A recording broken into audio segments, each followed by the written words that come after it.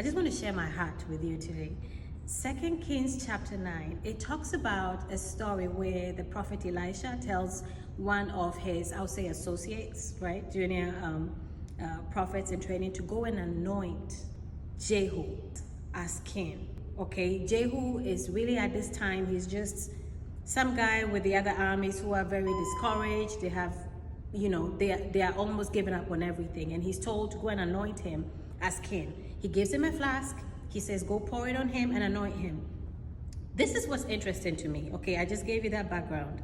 So it says, the young man who is the servant of the prophet went to Ramoth Gilead, and when he arrived, there were captains of the army sitting, and he said, I have a message for you, commander.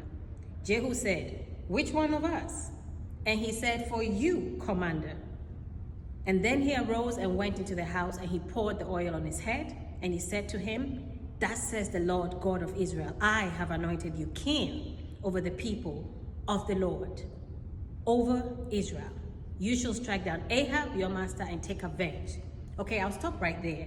If you get a chance, go read it. So what I just read to you was really from 2 Kings 9, from verse 5 to 7. Okay, what I love here is he said, I have a message for you, commander. But look, the guy had an identity crisis because he was like, who? Which one of us? And he had to tell him again, it's you, commander. Today I want to speak to you. God has a word for you. He has anointed you. He has called you to make a change. You are the person who is commanded, okay, to lead the people, and the people in your case could be your family. It could be, maybe it's a business you are running. Maybe it's something that you've been dealing with. God said he has anointed you and given you victory. If you go on to read that text, when you get a chance, read all 2 Kings chapter 9.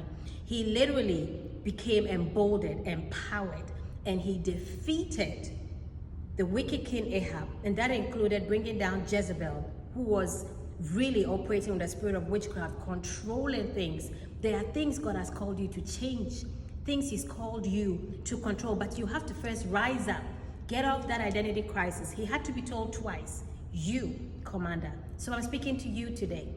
God has called you. God has anointed you. So go in his power and his might. He's already with you. Okay? Take the minute. Hi, how are you? So glad to see you here. Have you subscribed yet? No? Okay, no worries. No need to explain.